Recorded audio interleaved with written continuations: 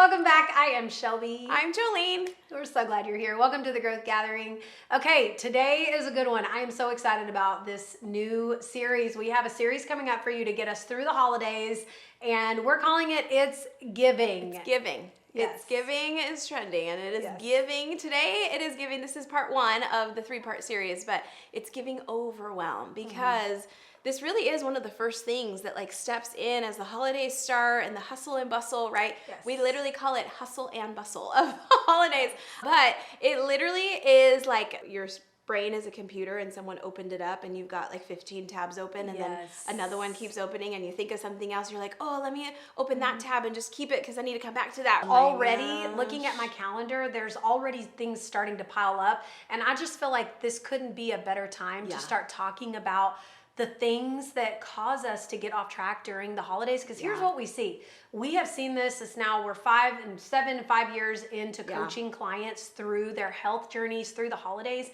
And man, I hear it all the time. And I hope I don't hear it this year. This is why we're working so hard to prepare you and help you with some of these topics. But we hear people say, I'm just going to it's too much right now. I'll just start in January. Yeah, or I got this coming up and I got the kids are doing this and I've got this event and I'm just overwhelmed. I'm overwhelmed. And I'm like, sis, it's giving overwhelm. Yeah. And this is why we want to talk about this today, because I believe we can avoid it. I believe we can equip ourselves with the skills and the community. I just think there is no better time to lean into your community than moments like these when literally life gets overwhelming. Yeah. And so we're going to talk about how to avoid some of those pitfalls and give you some really like practical strategies to choosing peace. Yeah, because that really is the difference. I don't think overwhelm is something that a lot of times we can't control, right? You can't control how many things you get invited to or the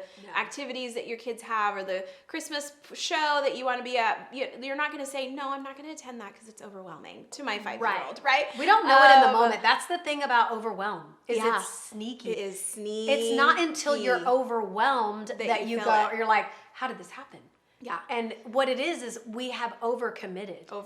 We overcommit on the available capacity that we even have. We don't really know. It's like you see it and it sounds like a good idea and you want to do it, and we just end up overcommitting with giving no regard to the future version of ourselves that's going to be like, oh my Lord, how did I get here? There are things where it's like your commitment needs to be there. It's not something of like, oh, I can just cancel everything so I'm not overcommitted. It's just a season where your family's going to come over and you have to prep for that. Like you're not going to say, no, you can't come this year because I'm getting healthy. Okay.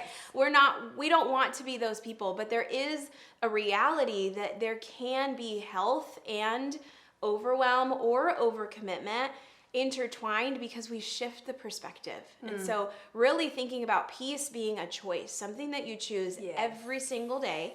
On certain days, maybe every single hour, right? But it's a choice, and it's not something that's just for a season. It's not something that you just have to decide, oh, right now I'm going to be in chaos. No, you can have peace, even if your day is back to back to back to back. And so sometimes it's just responding to what's going on and saying, pause. This takes 3 seconds. Tell me you don't have 3 seconds, okay? Pause. I am choosing peace in this moment, even if I can't control all the things around me, right?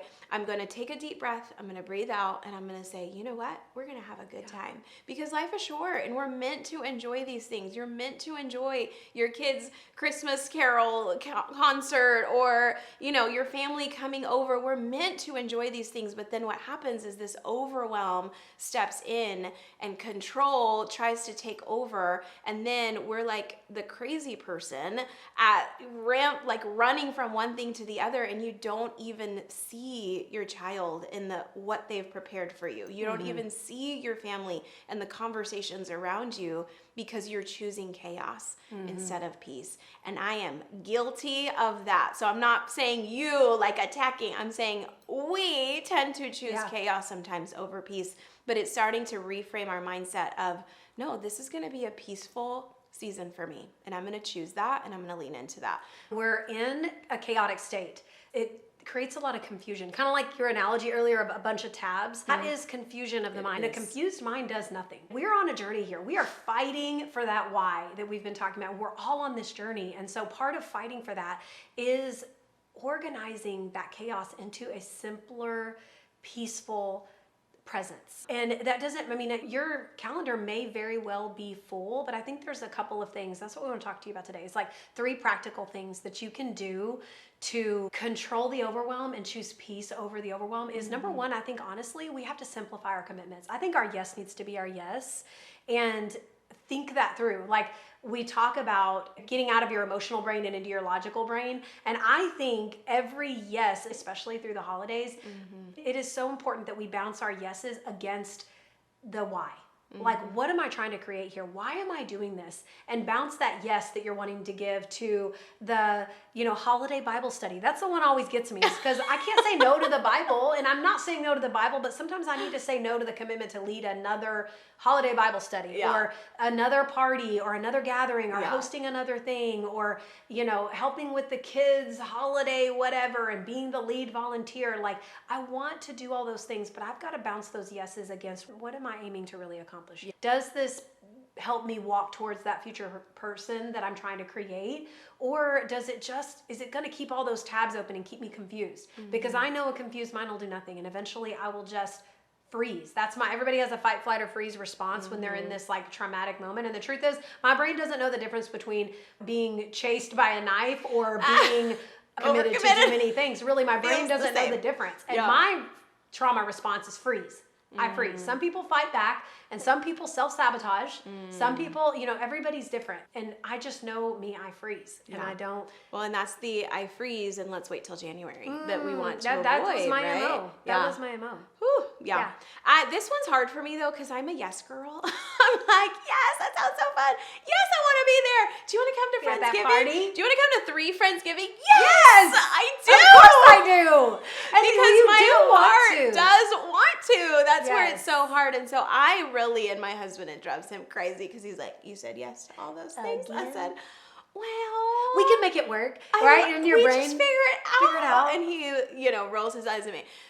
We have gotten better. Meaning I have gotten better. That's funny. And so I am still honest. Like, I don't want to be a person that just says no to say no. And so I am always honest with someone when I'm invited to something. Oh my gosh, that sounds so fun.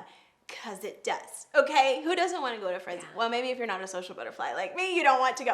But in my mind, I'm like, yes, I would love to be there. Let me look at my calendar and see what we have going on, and I'm going to get back to you, right? Yes. And just having that moment to pause, I am excited with you because you're throwing this party, and yes, I do want to be there, but let me evaluate what my week looks like, what my day looks like. Maybe I already have something else that day, or, we've got 3 commitments that we've got going on that week, and I don't want my kids to be going from one thing to another thing to another thing every single night of the week, because then it's exhausting, and I don't show up with the energy that friend deserves. And so starting to say, oh my gosh, that sounds amazing. Yes, I want to be there. Let me look at what things look like for us that week, and I'll get back to you, is a genuine answer where I can still take a pause, look at my piece for that week, and then make a rational decision, which still leans towards yes. But I have had to say no. So. I think, honestly, y'all, sometimes we have to choose peace even over pleasure, because we want to be at these. If you're a social butterfly, you want to do the things. I know, girl, me too. But listen, sometimes we have to choose peace over pleasure in the moment. And then I think the second thing we can do is really simplify as much as you can, especially during the holidays. Simplify every part of your life that you can. Simplify your calendar, simplify your meal prep. Come on, somebody. Like, this is not the time for 12-hour meal preps. And if you have your family's recipe, that's cool. Do that one thing on that one day for Thanksgiving. But right now, this is the time to go back to the basics. Ever, like, you were going to a party and you have to bring something and you're like, let me look up this new Pinterest I want to be fancy. Like, that is not the day to do that. Not the time. You are are going to add another tab to the 1,200 tabs that are already open in your mind. Like, keep it simple, sis.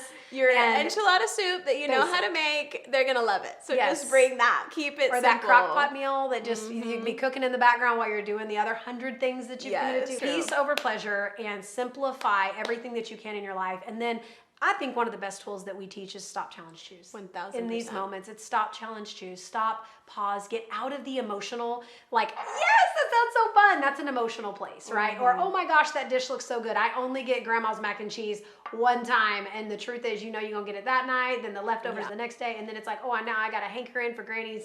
And it's we've already given up on all our commitments and we pushed off till January. And it just starts to be this like avalanche of compromises. And overwhelm does that. It causes these little bitty compromises that then just avalanche on each other. And I'm telling you, just stopping in that moment and getting out of the emotional brain and getting into the logic of brain and saying, okay, what's my why? Why am I doing this? This is why we talk about it's got to be front and center. Got to be plugged into places that are reminding you of your why. So stop, challenge it. Is this really the only time I'm going to get grandma's mac and cheese? If it really is, I remember I had a client and we gave her the allowance. This was her last Thanksgiving and she was like, Shelby, I'm not going to get my grandma's. She has this like apple pie thing that she always made and it's a family tradition. I mean, they have this whole, everybody comes, the cousins come. I was like, sister, do it. Do that. But that doesn't mean you binge and eat the whole half of the apple pie. Truly. You have the 3 bites and you move on. And I just think that just really challenging it and just getting out of the emotional place and into the logic place where you can slow down and make a good choice. Stop, challenge, and then you choose. And you just own the decision. Let your yes be your yes. And that's how we get out of overwhelm and we choose peace. Simplicity and stop, challenge, and choose. I love it. So really the challenge this week is not even anything crazy, but maybe you put it on a sticky note, a note on your phone, change out your why just temporarily for the statement that says, I am choosing peace in this season.